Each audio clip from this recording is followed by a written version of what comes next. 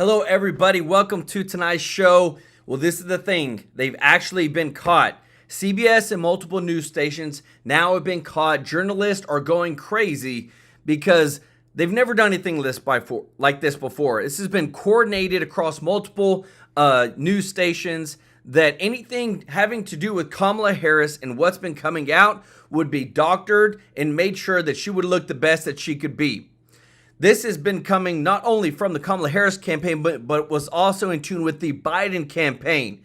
And of course, who do we all know is behind all that? Obama. So now that this has come out, a lot of journalists are just they're just enraged because they're supposed to be telling the truth, but now it's like we can't even trust our news stations whatsoever on any part.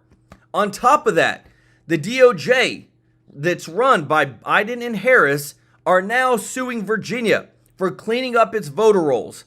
Yes, I'm telling you this. This is so crazy that they're trying to remove people that shouldn't be on their voter rolls, and now they're getting sued by the Department of Justice. This is insane that we're trying to have free and fair elections, and the DOJ doesn't want that. Well, on top of that, when you look at where the state of the country is at, everybody's trying to blame Donald Trump for all of its problems, but yet for the past 3.5 years, who's been running the country? But with all this outrage, a lot of the news stations are looking back. They're revising a lot of their information, and I've got so much to show you. It's insane. Like, we've never seen a rollback of information and interviews like this before.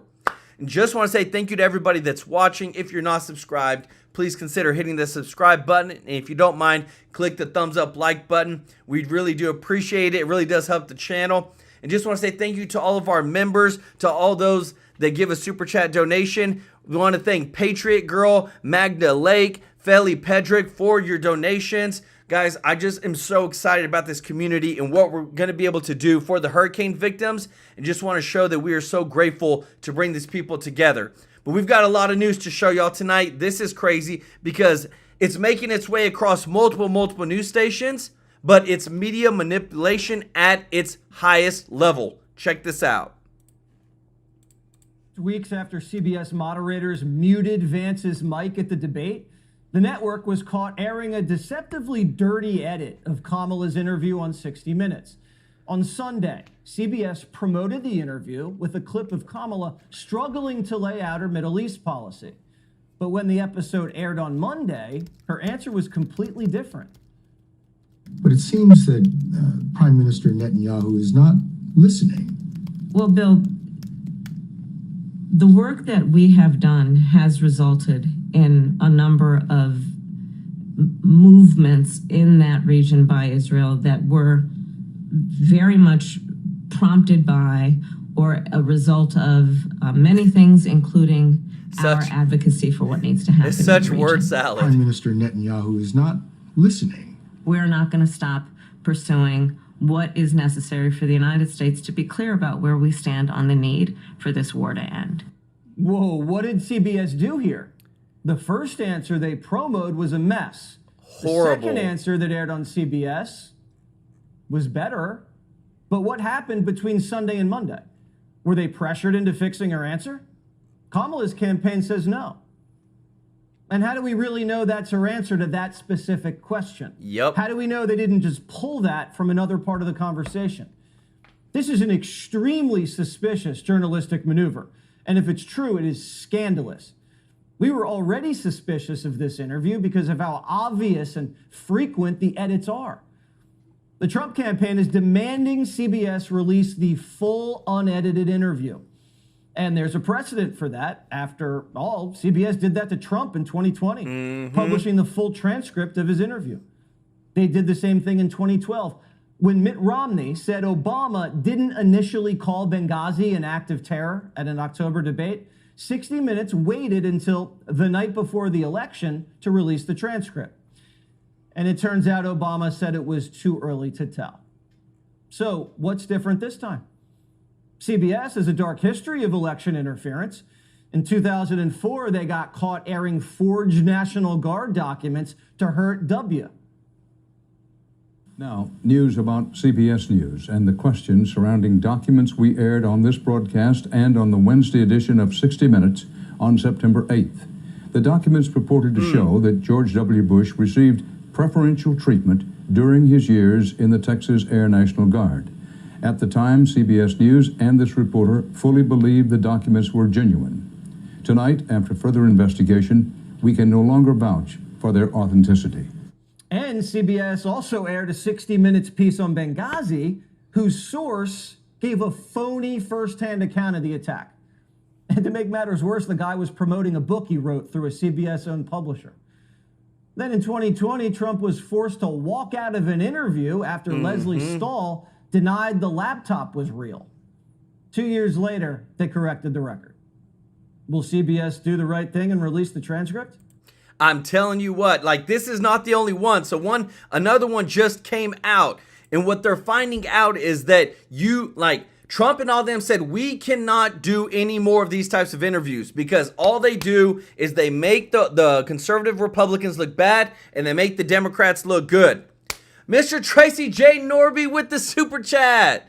He says, Obama was caught on a hot mic running the Democrats' rats behind the closed doors. Just shows you Biden has no mind of his own. Kamala is all running the bag of donuts campaign. Vote Trump all the way. Let's go. Everybody show Mr. Norby some love in the chat. It's exactly right. And this is to the point now that even Fox News, y'all, I'm telling you, is getting called out on their whole fact checking they put one person on there to try to lift up Biden and Kamala Harris and what they're doing, and it's just got to the point where the Trump campaign and all of them are saying, you know what, forget it, we're not going to do this anymore because they always are so one-sided. Check this out. Buttigieg, and then you got freaking Tarlaw on the 5 again, the queen of bull. This woman has had to correct herself on the air because almost everything she tells you is a left-wing bull talking point, and I'm really stunned. It is time for the host. You gotta hit back. She makes stuff up all the time. Here's a perfect example of what I mean. The hurricane response was shit. And you got Tarloff saying, hey man, listen, at least the government worked hard with Elon to get Starlink up. Oh, really? Again, 10 seconds of research would show you what she's saying here, like pretty much everything she says, is total bull. Listen first. Elon Musk to set up Starlink so that they could get some cell coverage on their phone to be able to apply for the 750. I mean, if it weren't for all of these private entities, I mean, the government just wasn't there in the beginning, and they're playing catch up now. Well, let's be clear. The government was the one that got the first 40 Starlink satellites to get to North Carolina when Helene struck. That was the U.S. government. The government was on top of that. Now, No. to say that what Joe Complete Biden was lie. doing was nakedly political removes the context of this, which is that the President of the United States of America is worried that people are listening to folks like Donald Trump, like Lara Trump. This is hilarious. Again, she claims to be worried about misinformation as she tells you the government was working with Elon to get Starlink up and it did some amazing thing. Ladies and gentlemen, this took all of 10 seconds for me to debunk. She is full of shit. Almost nothing she tells you on that network is true. At least Harold has some dignity. Here, I'm going to read this to you, man. And I'm sorry, don't go anywhere. I'm going to read this to you. Here's what really happened with Starlink. Right Wall here. Street Journal. No big Trump supporters, folks. Elon Musk rides to Biden's hurricane rescue. Do you know the FCC withdrew a grant for Starlink to cover rural areas, but the satellite service from Elon is now saving those in the counties. Now, we'll keep this up. She wants you to believe somehow Joe Biden did this. Well, Joe Biden wouldn't have had to do it if they wouldn't have canceled the Starlink contract. 100%. Do y'all know that they said that because people weren't able to communicate, like people literally lost their lives. And when this stuff comes out, this is the truth that comes out, that they had the contract. Joe Biden doesn't like Elon Musk. He pulls the contract. And then guess what? It's not there whenever you truly need it for these people in the rural areas. And because of that, people weren't able to communicate, people weren't able to reach out, and it was Elon Musk and Donald Trump who actually first went out there, put boots on the ground to help people out. This is just another fiasco by the Biden administration trying to take credit for the people who are actually doing the dang work. And this is, guys, Wall Street Journal, they don't do anything for Trump in any single way. But you can't deny this. Elon said Starlink will provide temporary free satellite service in the affected hurricane areas. He's doing so even though the FCC, yes, under Biden, last December, pulled an $885 million grant for Starlink to furnish high-speed internet to 640,000 rural homes and businesses, including, read up, Jessica, read up, including the very counties where FEMA is now deploying Starlink. Read up, Jess. Read up. Have some dignity. Wait, don't go anywhere. You got to fact check them all. As the Wall Street Journal wrote at the time, the FCC awarded Starlink the grant in 2020 because it can cover remote regions at a lower cost than traditional broadband.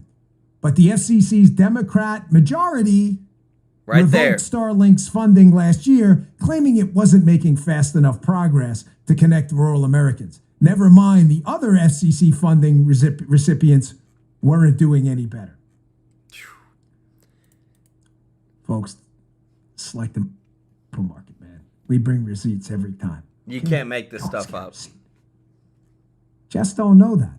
Or maybe she does, and she's just lying. I don't know. Dopey or lying? Dopey and lying. I don't know. Nothing these people tell you is true. Nothing. Now, as a member of the Bongino Army, you can rest assured you will always be armed with the facts here. You understand? You can go and look up that FCC Starlink drama, which I've been following since 2020. That's why it took me 10 seconds to debunk that. And she's lucky I wasn't on the 5, because I would have made a fool out of her. I would have pulled that article up on my phone right there, and she would have had to correct herself yet again. Everything they tell you is a lie. Everything. Oh, this was that. And that's the thing, too. Like, I'm telling you, even on the 5, this is why I pull from all different media sources. Because finding the truth nowadays, you can't just trust one media source. Just like this right here. Press released. Remember how I told you at the beginning?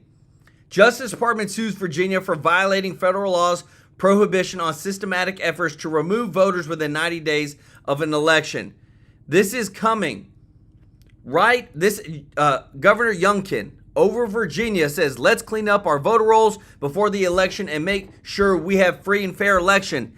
And the DOJ is literally suing them. You can't tell me that Biden and Harris want a free and fair election. They wouldn't be doing this. They'd be like, you know what? We trust y'all. We want to make sure our people are taken care of. We want to make sure the truth gets out there. Great. We'll make sure, just make sure you notate everything. We'll stay good. But even to this point as well, check this out.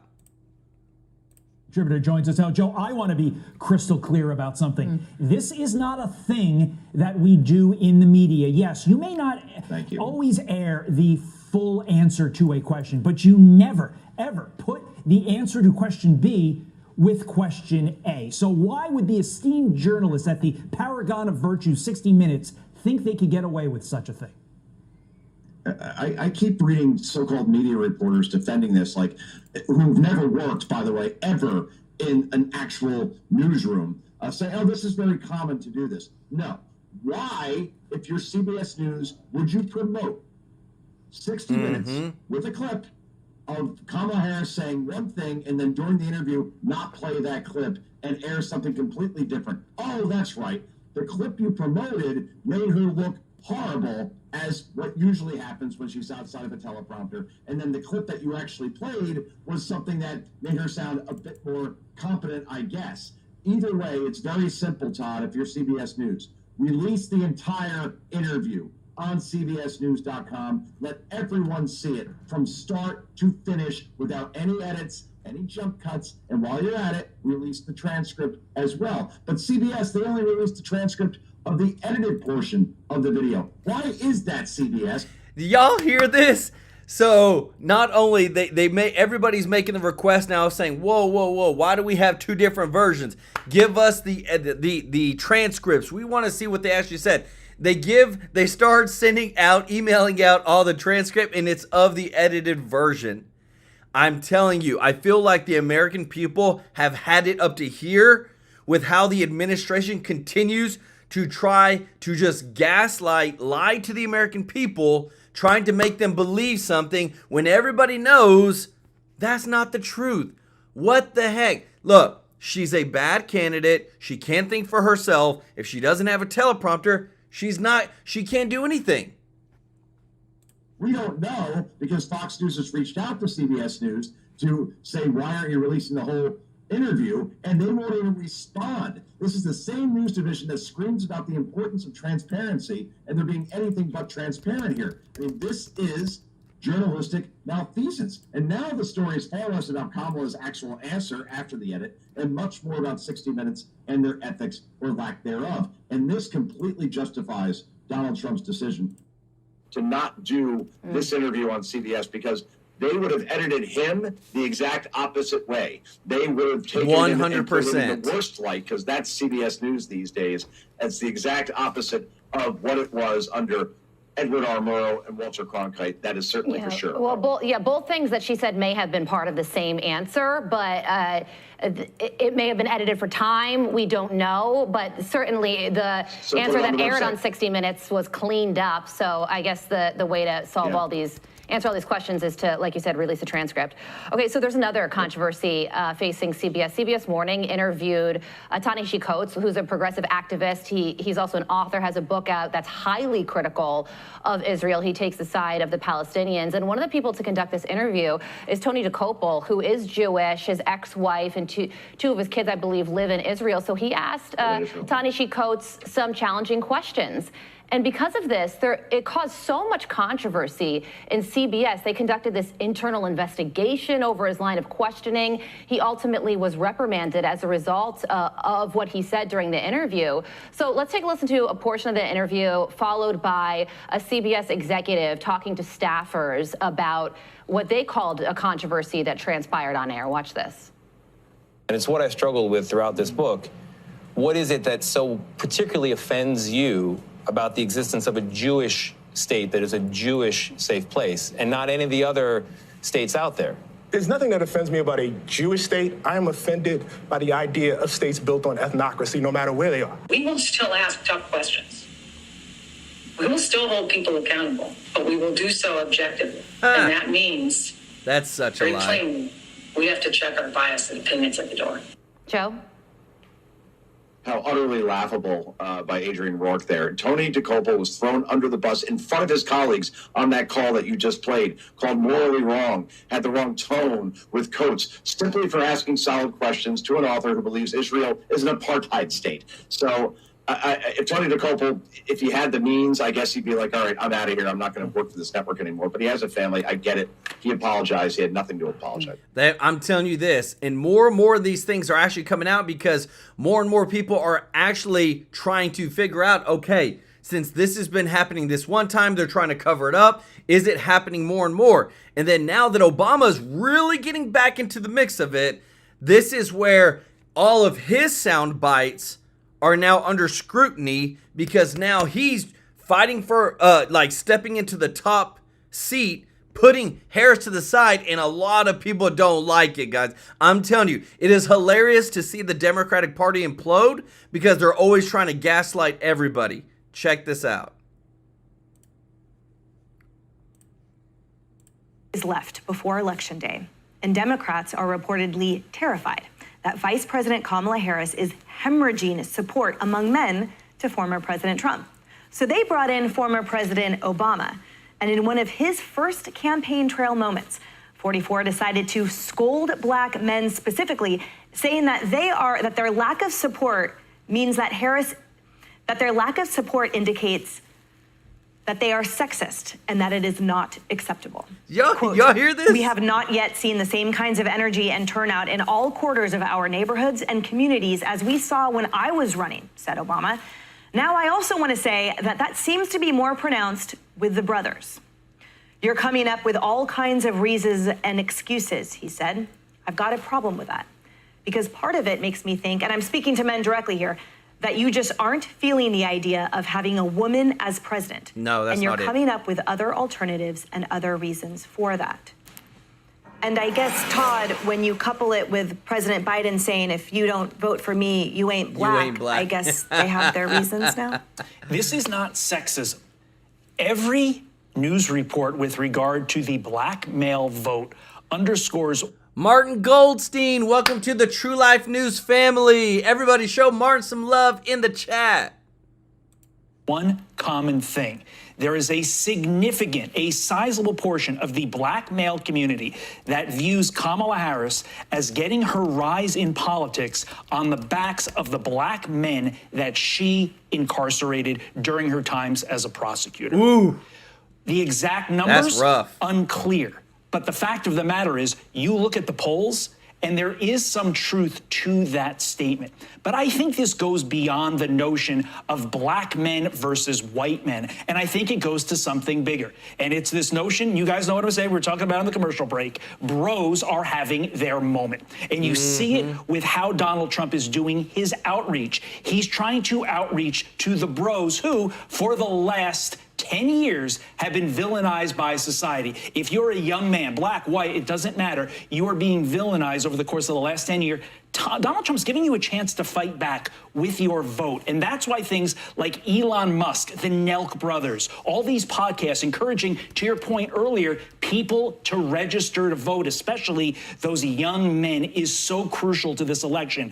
The women are definitely mobilizing on the issue of abortion. Donald Trump is mobilizing the men on the issue of, hey, it's okay to be a dude, embrace it, vote for me. Exactly. And Tommy, I find it massively curious and frankly condescending to hear from a president to blame those that don't have support for the candidate rather than blaming the candidate, because perhaps it's her policies that have led to underwhelming support. Shaming your voters is probably not the best way to go about this. I know that Obama and the Obamas feel like it's their right to do that. To me, that's how their DNC speeches came across, that you must vote for Kamala. You must be excited about her because we're the leaders of the party and we say that you should be this way.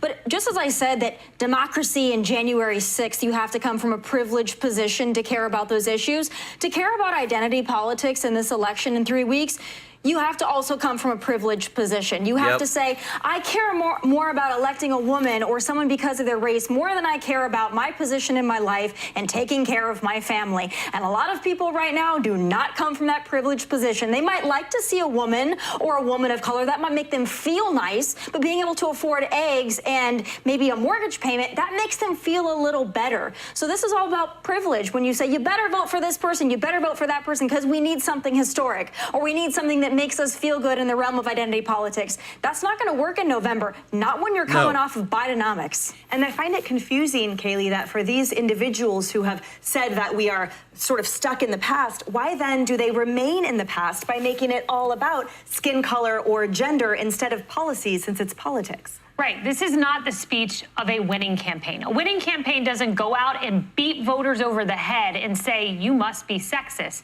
This is the speech of a campaign that feels they are losing. It's a campaign that feels desperate. And that, what do Democrats do when they feel desperate? Y'all. They resort to an ism, racism, sexism. We have seen this playbook all the way to John McCain, Mitt Romney. This is what they do.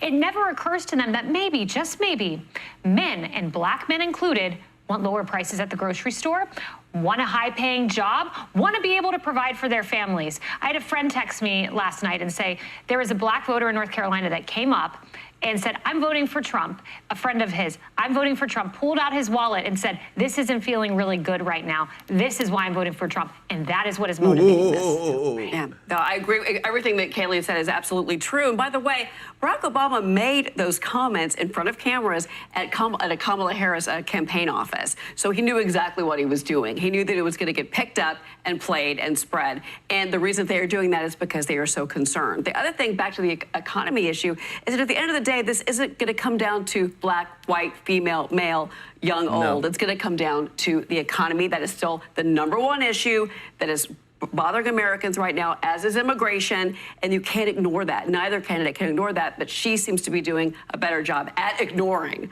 the main issue, that is the economy and immigration. So let me tell you this, even the people that I talk to, it blows my mind how the only thing that they want to, the last card that they want to play, because right now they're trying to do this media blitz with Harris. They did like 4 or 5 interviews. It's not working. So now Obama's coming in, but things aren't working the same way like they used to for Obama. People are tired of all this, sexist and racism and all that. And they said, no, we just want to be able to take care of our families. We just want free, fair elections. We just want to be able to pay for groceries. And that's where it's literally, that's why right now in the polls, Trump is winning 7 to 8 points across the board, is because people are feeling it in their wallets. It don't matter how much you tell me here, it's what I feel right here that tells me if you're doing a good job or not. Check this out. Her plan, critics from both sides of the aisle saying she needs to do more in order to convince Americans that she is up for the job. Fox News contributor Karl Rove joins us now. Interesting piece in the Wall Street Journal talking about who is Kamala. She says she's not going to be Joe Biden, but she's not telling us who she is. And Karl, I think the fear is Joe Biden sold his soul and let the fringe control him. And ultimately, she may do the same exact thing, except she's more left than he was, which really could be a recipe for disaster. Yeah, and look, these interviews have not served her well. She gave the Trump campaign a line that I'm sure is going to show up in ads and is going to be repeated ad nauseum in his speeches and by surrogates, and that is that when she was asked what would you have done differently, she said, I can't think of an important thing. That was the moment where she needed to be able to say, look, here's what I intend to do as president, and to say things that caused people to say she's going to be different than Biden. So unless she changes in these interviews and begins to talk about substantive things that cause people to say this is going to make her different, she's going to have trouble. Kevin Bowman, thank you so much for the super chat. Everybody show Kevin some love in the chat. It's going to be a bumpy ride for her. Swing state polling is very close. We are less than 30 days out. What do these candidates need to be doing right now? Well, she needs to be laying out the concrete details of what it is that cause her to be seen in people's minds as a strong and effective leader who will, hew more to the middle. So it needs to be substance. She's winning on a lot of personal characteristics. People believe that she cares about people like they think that she'll be more honest and trustworthy. But he's winning on the issue of strong leadership. So if she wants to diminish that advantage, she needs to be seen as a strong leader. He leads on the issues, the 3 most important issues, the economy, inflation, and the border. She has diminished his lead, but she needs to continue to work to diminish that lead. That can only be done by saying substantive things. What does he need to do? He needs to be more disciplined. This morning I got up and I was watching his Detroit economic speech of a day or two ago, and he spent the first 10 minutes talking about how it really was true that he'd been awarded the Man of the Year by the Oakland Republican Party 15 years ago, and why the New York Times was wrong to say that he hadn't been named Michigan's Man of the Year. Well, he had been named by the local county Republican Party.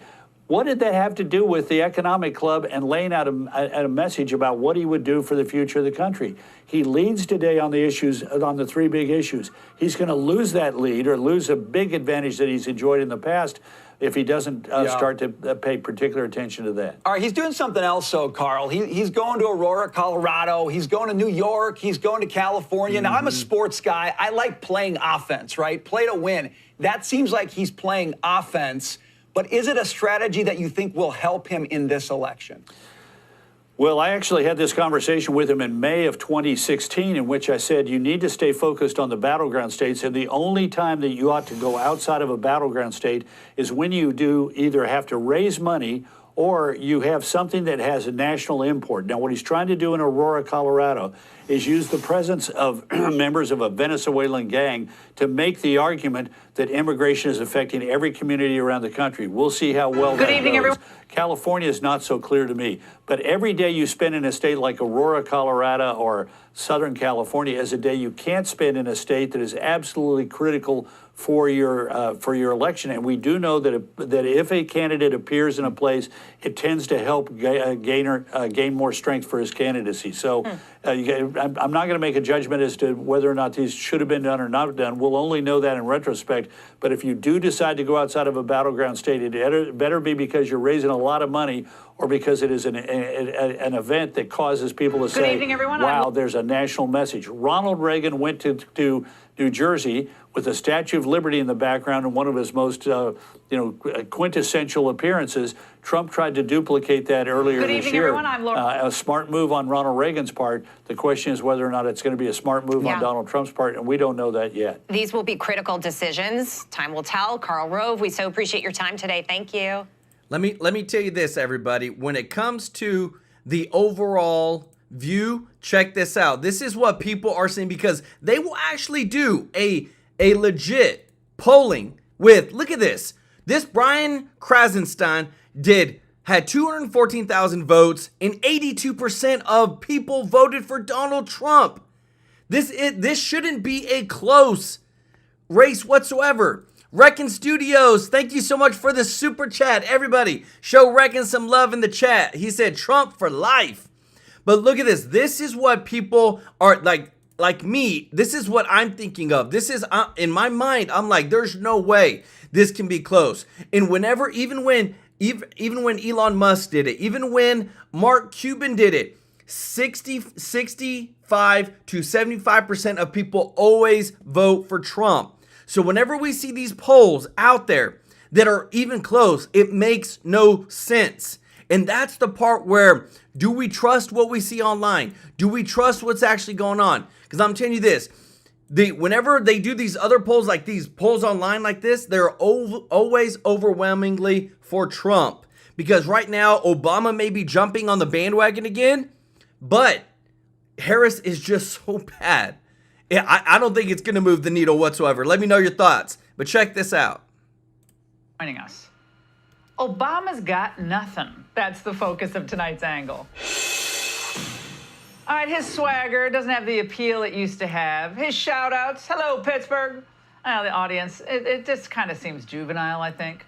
And now the man who won the presidency as the great uniter is making a nakedly racial insulting appeal to black male voters who are skeptical of Kamala Harris. We have not yet seen the same kinds of energy and turnout as we saw when I was running. That seems to be more pronounced with the brothers. You're coming up with all kinds of reasons and excuses. I've got a problem with that. Part of it makes me think that, well, you just aren't feeling the idea of having a woman as president. And you're coming up with other alternatives and other reasons for that. Well, with Kamala's mounting challenges in battleground states, Obama jetted in and he held court. You saw him there. But rather than addressing concerns about Harris's record on the economy and on the border, people's standards of living, he tried to shame black men into supporting her. So now you're thinking about sitting out or even supporting somebody who has a history of denigrating you because you think that's a sign of strength? Because wow, that's what being a man is? Really? That's the argument? His message to black men is clear. You're stupid sexist if you don't vote for Kamala. Is this what all that hope and change was all about all those years ago? All right, let's be very clear here. In the history... Remember, there's nothing that he said there that, hey, the way that she runs, her policies, the way she's going to run this country is going to show strength. It's going to show what America means. No, it was, hey, because you want to vote for somebody who doesn't look like you don't want to vote for her because she's a woman? Like, seriously. Just like when it comes to this, Tarina Smith, thank you so much for the super chat. Said Trump, Trump, Trump. Everybody show Tarina some love in the chat. Just like when they say about voter ID, where they say, no, we can't have voter ID because it's racism. It's racist because there's a lot of black and minorities that cannot get IDs. Man, I tell you what, there ain't nobody. I'm Hispanic. I'm what you call a minority or whatever. I don't know anybody that don't got a ID. And that's what they degrade it down to. That minorities cannot get IDs, so therefore it is racist to require voter ID for them to vote. And that's exactly what Obama is trying to continue on right here. Books, Obama's administration will go down as a failure because when it was over in 2016, the voters rejected his chosen candidate, Hillary Clinton, and they elected someone who had never run for political office before, a businessman, Donald Trump. Americans had had enough of the Obamas, and they wanted to go in a completely different direction. And the facts show why. Remember, President Obama promised to help the middle class and urban voters, but he really never did.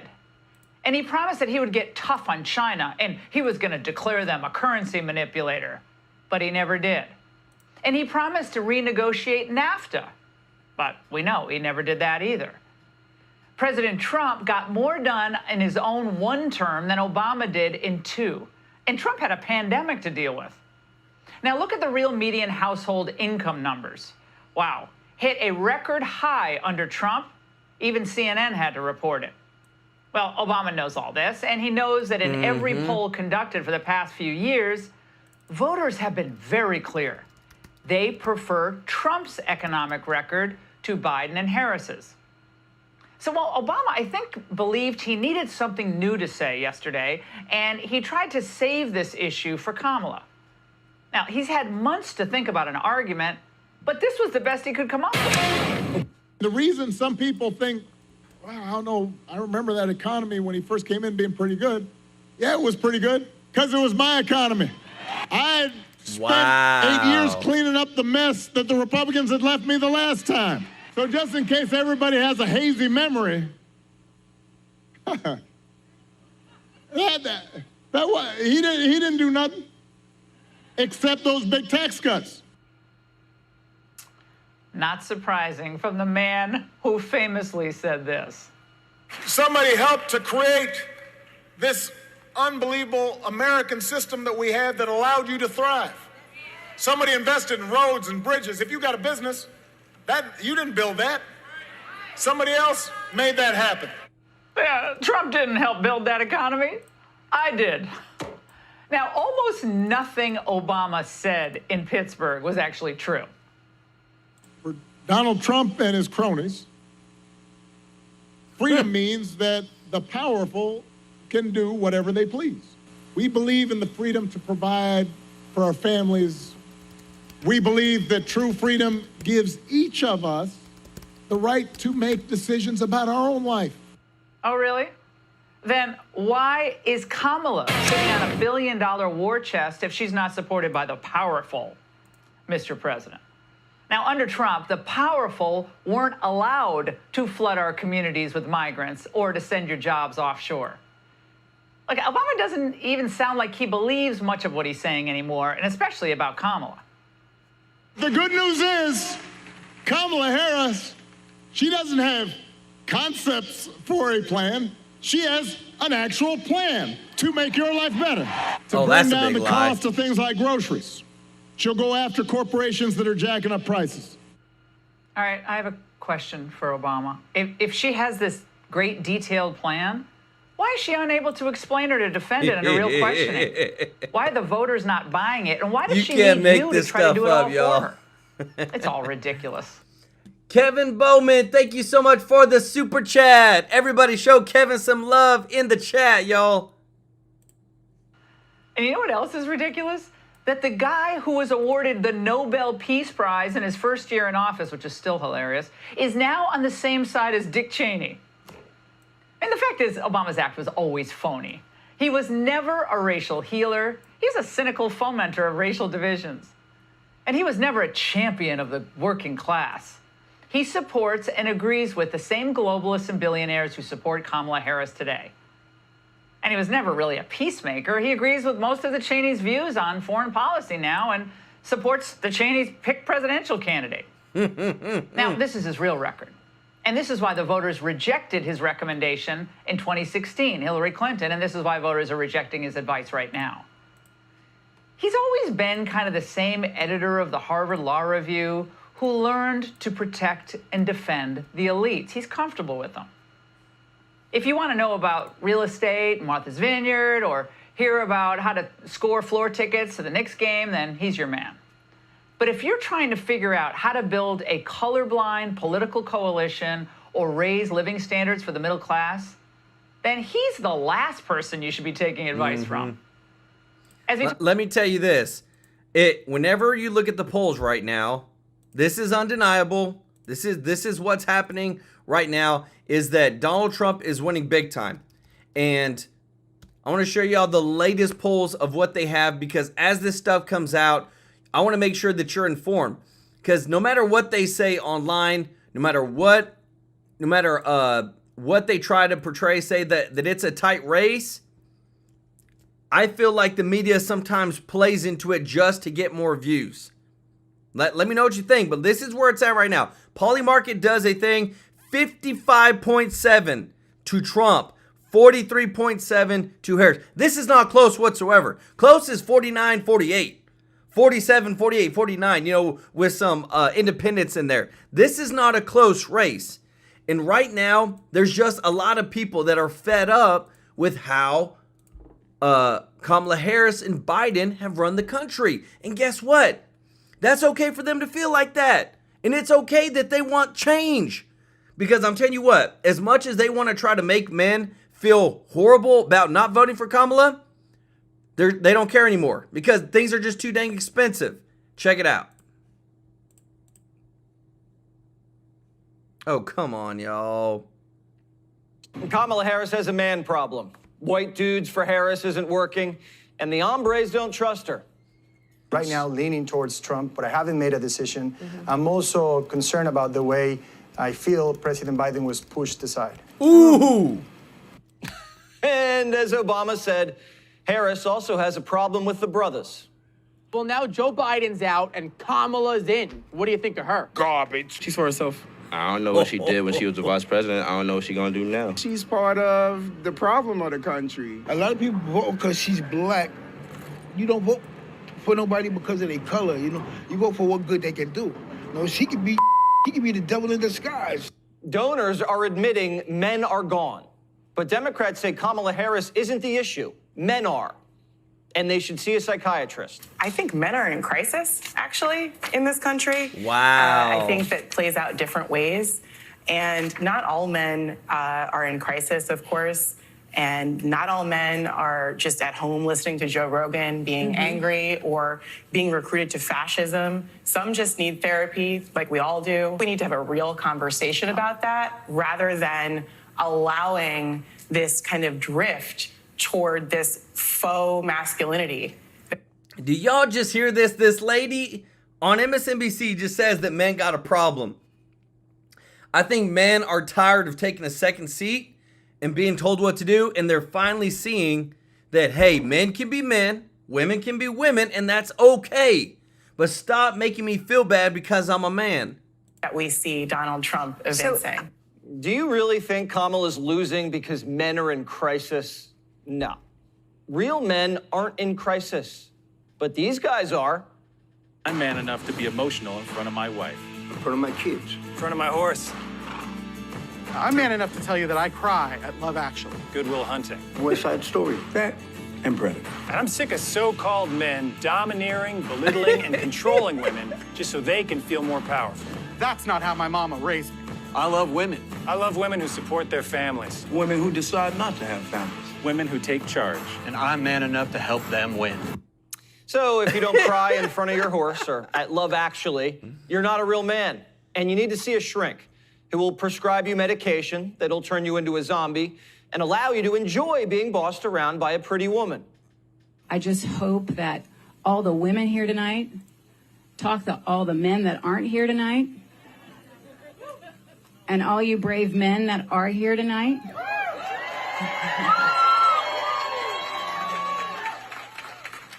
Talk to all the other men that aren't here tonight. And let's just get it going. Enough with the fighting. Let's get to the uniting. Let's get to the joy.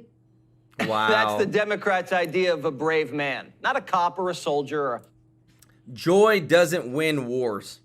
Joy doesn't push back Xi Jinping or Vladimir Putin from taking over your country. It takes strong backbone, and Kamala Harris doesn't got it. Guy who gets shot and pops back up. Democrats believe a brave man goes to Kamala rallies and nags their buddies into voting Democrat. But if a pretty woman doesn't do it for you, maybe the Messiah can turn you on. I'm sorry, gentlemen. I've noticed this especially with some men who seem to think Trump's behavior, the bullying and the putting people down, is a sign of strength. And I am here to tell you that is not what real strength is. Don't get it twisted, fellas. This is what a real man looks like. This is the kind of strapping masculinity that Democrats idolize. Guys, those are like 5-pound weights. I mean, my 3-year-old does more weights than that.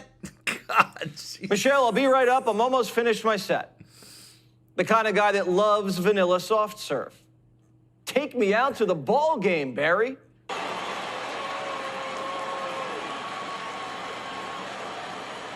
Come on, he better throw it at least to the plate. Oh my goodness. And then he told black men, vote for Kamala or you ain't black. We have not yet seen the same kinds of energy and turnout in all quarters of our neighborhoods and communities as we saw when I was running. I also want to say that that seems to be more pronounced with the brothers. You're coming up with all kinds of reasons and excuses.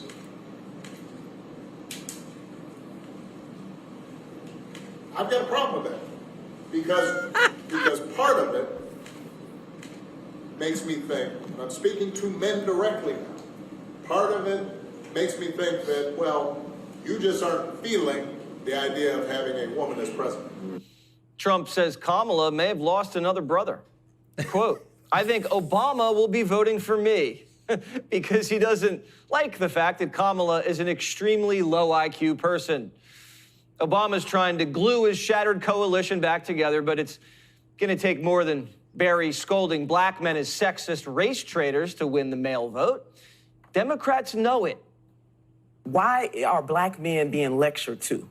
Why are black men being belittled? For him to single out black men is wrong. And some of the black men that I have talked to have their reasons why they want to vote a different way. Unless President Barack Obama is going to go out and lecture every other group of men from other identity groups, my message for Democrats is don't bring it here to black men who, by and large, don't vote much differently from black women. No. Did y'all hear that on CNN? Man, that lady was going after him. Because again, too, it's always messed up when they single out, especially when demographic. Oh, sounds like Barry's in trouble with the ladies. So they're moving on to plan B. Slapping a helmet on Coach Walz and throwing him into the game to tackle white guys and drag them to the polls. Walz to launch media blitz to woo male voters. Walz wooing dudes can only mean one thing. Pheasant hunts, football games, and Michael Strahan. When it comes to President Biden and the presidency, do you Would you, or do you see anything that you would have done differently? Yeah, and look, as a governor, I was asked to be governor of this state when Donald Trump was president and when Joe Biden was there. I think the thing that drew me to this ticket, and I think what the vice president's talking about, is that her values on these hasn't changed. So it makes me want to ask you, do you think that Biden's done everything right? Well, look, I don't know if any of us do everything right, but I can tell you he's done everything in the best interest of the American public. Kamala's doing so badly with men that now she's just identifying as Biden. And it got worse. He said, I think all of us know the Electoral College needs to go. But the campaign came out later that night, and they said that's not their stance. Yeah, the campaign's position is clear, that that's not their position. Their position and my position is to make sure that everybody understands their vote, no matter what state they're in, matters. So that's something that you and Vice President Harris disagree on? I have spoken about it in the past, that she's been very clear on this, and the campaign, and my position is the campaign's position. The only thing clear about that was that Coach Walz spoke out of turn and the campaign bent him over their knee and spanked him. This election isn't about men supporting women and blacks supporting Kamala. None of that identity politics matters. It's about making the country better. And if you've made it worse and you say you're the same as the guy who made it that way and don't have a plan to fix it, then everything you're saying is just fluff. So when we think about what's at stake in this election, whoa, it's packed with some stuff. Oh, golly, I can't stand to watch her. Ugh, it's cringy. I say rather articulately. So we watched her speech, so you don't have to. And we were waiting for her to tell us the fundamental stuff that's at stake. And she just told a long, boring story about John McCain. Meghan McCain, after tweeting, "Don't make me tell you what my father really thought about Kamala Harris." Meanwhile, on the Republican side, there's not a lot of scolding and bedwetting. What we see is quiet confidence. Trump's finishing this race in a disciplined manner, staying out of the media booby traps, and connecting with new voters on a different level. I'm good with names, you know. You are. You're very good with You names. are. I mean, Pocahontas. Yeah. We have names. What about, and there was, Tampon Tim was good. What about, If I'm with Tampon Tim, it's hard to say. Yeah. In other words, It's a mouthful. It's a lot. Yeah. Tampon. And you can't stutter it through when you follow it. It's really a lousy word to say. Yeah. But it's quite accurate. When you put the names together, it's a little, you got to be able to pume. No, you got to be able to. He is such put it a out guy's there. guy. Trump's winning the battle for men by being himself, while Kamala's being somebody else, Joe Biden. And men weren't going to vote for Joe Biden either. That's why Barry cooed him. He was going to lose, and Kamala may lose now too.